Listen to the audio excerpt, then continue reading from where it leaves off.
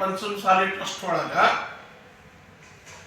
ನಮ್ಮ ಬೈಲಾದೊಳಗೆ ಏನೈತೆ, ನಮ್ಮ ಪೀಠಕ್ಕಾದ ಗುರುಗಳು ವೈಯಕ್ತಿಕವಾಗಿ ಆಸ್ತಿ ಮಾಡಬಾರ್ದು ನಮ್ಮ ಬೈಲಾ ಇದೆ. ಕೆಲವೊಬ್ರು ಹೇಳ್ತಾರ, ಆದ್ರೆ ಬೈಲಾ ತಂದು ತೋರಿಸ್ತೀವಿ ನೋಡ್ರಿ ಬೈಲಾದೊಳಗೆ ಏನಿದೆ. ಅನಂತರ ಗುರುಗಳು ಒಂದು ಪೀಠಕ್ಕಾಗಿಂದ ಇನ್ನೊಂದು ಟ್ರಸ್ಟ್ ಮಾಡ್ಕೋಬಾರ್ದು. ಇವ್ರದ್ದು ದಾವಣಗೆರೆ ಟ್ರಸ್ಟ್ ಐತೆ. ಈ ರೀತಿ ಮಾಡ್ಕೊಂತ ಹೋದ್ರೆ ಇವೆಲ್ಲನೂ ಅವ್ರಿಗೆ ಮೌಖಿಕವಾಗಿ ನಮ್ಮ ಹಿರಿಯರು, ನಮ್ಮ ಎಲ್ಲ ಟ್ರಸ್ಟಿನ ಪದಾಧಿಕಾರಿಗಳು ಮತ್ತು ಸದಸ್ಯರು ಅವ್ರಿಗೆ ಎಚ್ಚರಿಕೆ ಕೊಟ್ಟೇ ಕೊಟ್ಟರು. ಆದ್ರೆ ಸ್ವಾಮಿಗಳೇನು ಸುಧಾರಿಸಲಿಲ್ಲ. ಮುಖ್ಯ ಅವ್ರನ್ನ ಏನು ಮಾಡಿದ್ರು, ಒಬ್ಬರು ವಿಜಯಾನಂದ ಕಾಶ್ಯಪ್ನವ್ರ ಹೆಸರಲ್ಲೇ ಯಾರು ಹೊಡ್ಕೋಬಾಡ್ರಿ, ವಿಜಯಾನಂದ ಕಾಶ್ಯಪ್ನವ್ರು ಒಬ್ಬರ ಉಚ್ಚಾಟನೆ ಮಾಡಿದ್ದಲ್ಲ, ಇಡೀ ಟ್ರಸ್ಟ್ ಸಮಾಜ ಕೂಡ ಅವರು ಉಚ್ಚಾಟನೆ ಮಾಡೈತೆ. ಇವರು ಏನದನ್ನ ಲಿಂಗಾಯತ ಪರಂಪರೆನೇ ಇವ್ರಿಗೆ ಇದು ಆಗಲಿಲ್ಲ.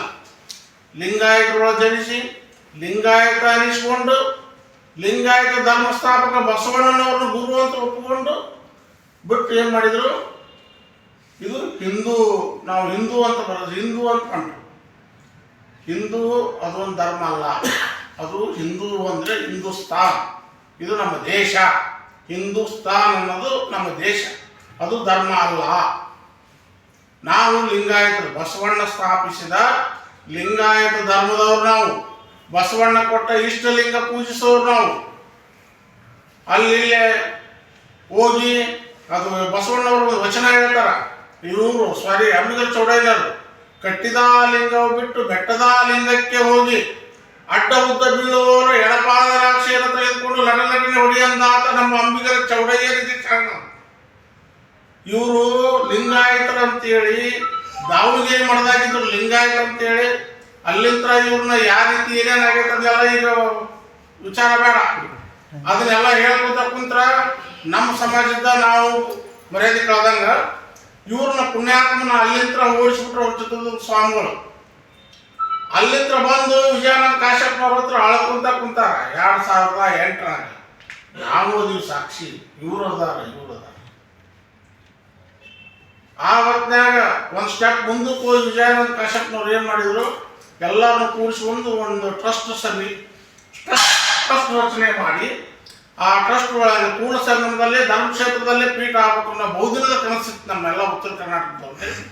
ಅಲ್ಲಿ ಪೀಠ ಸ್ಥಾಪಿಸಿ ಇವ್ರನ್ನ ಅಲ್ಲಿ ಪೀಠಾಧ್ಯಕ್ಷರನ್ನು ಮಾಡಿ ಇದನ್ನು ಮಾಡ್ಕೊಂಡು ಹೊಂಟ್ರ ಮುಂದೆ ಇವ್ರ ನಡವಳಿಕೆಗಳು ಸರಿ ಬರಲಾರ್ದು ಉಚ್ಚಾಟನೆ ಮಾಡ್ಯಾರ. ಈಗ ಇವರು ಹೋಗೋದು ಕಾಂಗ್ರೆಸ್ನವ್ರ ವಿರುದ್ಧ ಎತ್ತು ಕಟ್ಟೋದು, ಬಿಜೆಪಿಯಾಗಿ ಎತ್ತು ಕಟ್ಟೋದು, ಈ ರೀತಿ ಮಾಡ್ಕೊಂತ ಹೋದ್ರೆ ಅವ್ರ ಸ್ವಾಮಿಗಳು ಆಗಲ್ಲ. ಸಂಸಾರಿಕರೇ ಎಷ್ಟೋ ಸುಧಾರಿಸಿದೆ, ಇನ್ನು ಸ್ವಾಮಿಗಳು ಈ ರೀತಿ ಮಾಡಿದ್ರೆ ಹೆಂಗೆ ಅನ್ನೋದಕ್ಕೆ ಉಚ್ಚಾಟನೆ ಮಾಡೈತೆ. ಅವ್ರಿಗೆ ಕೂಡಲ ಸಂಗಮಕ್ಕೆ ಅವ್ರಿಗೆ ಸಂಬಂಧವೇ ಇಲ್ಲ. ಕೂಡಲ ಸಂಗಮ ಟ್ರಸ್ಟ್ಗೆ ಅವ್ರಿಗೆ ಅವರು ಯಾವುದೇ ಕಾರಣಕ್ಕೂ ನಮ್ಮ ಟ್ರಸ್ಟ್ ಹೆಸರು ಬಳಸಬಾರದು ಅಂತ ಈ ಮೂಲಕ ತಮ್ಮಲ್ಲಿ ಅವ್ರಿಗೆ ವಿನಂತಿನೂ ಮಾಡ್ತಾ ಇದ್ದೇನೆ, ಎಚ್ಚರಿಕೆನೂ ಕೊಡ್ತಾ ಇದ್ದೇನೆ. ಪಂಚಾಯತಿಗೆ ಅಜ್ಜರು ಮತ್ತು ಶಾಸಕರು ಕೂಡ ಇದ್ದರು. ಈ ಒಡಕಾಗ್ಲಿಕ್ಕೆ ಕಾರಣ ಅವ್ರ ಜೊತೆಗೆ ಅವ್ರ ಜೊತೆ ಯತ್ನಾಳರು ಕೈ ಜೋಡಿಸಿದ್ರು. ಮೂವರು ಒಗ್ಗಟ್ಟನೇ ಇದ್ರು. ಯಾಕೆ ಈ ರೀತಿ ಆಯ್ತು ಅಂತ ಈ ಮಾತು ದಯವಿಟ್ಟು ಪತ್ರಕರ್ತ ಮಿತ್ರರೇ ಹಿಂತಕೊಳ್ರಿ.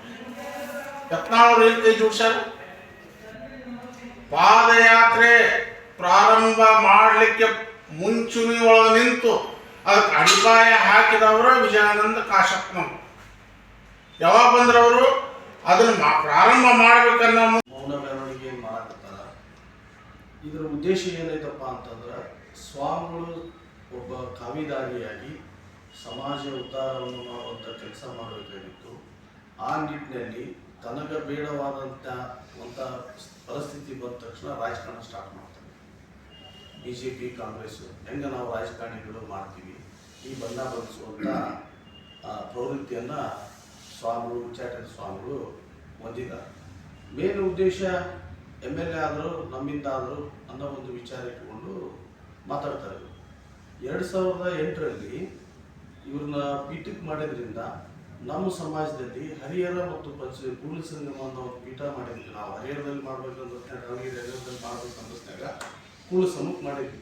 ಈ ಒಂದು ಭಿನ್ನಾಭಿಪ್ರಾಯದಲ್ಲಿ ನಮ್ಮ ಸಾಹೇಬರು 2008ರಾಗ ನಮ್ಮ ಜನ ನೋಡ್ಕೊಂಡು ನಮ್ಗೆ ಓಟ್ ಹಾಕ್ಲಾರ್ದ ಸೋಲಿಸಿದ್ರು. ಮೇನ್ ಈ ಸ್ವಾಮಿಗಳನ್ನು ಪೀಠಕ್ಕೆ ಕುಂದಿರಿಸೋದ್ರಿಂದ ನಮಗೆ ಪ್ರಥಮವಾಗಿ 2008ರಲ್ಲಿ ನಾವು ಸೋಲನ್ನು ಅನುಭವಿಸ್ಬೇಕಾಯ್ತು.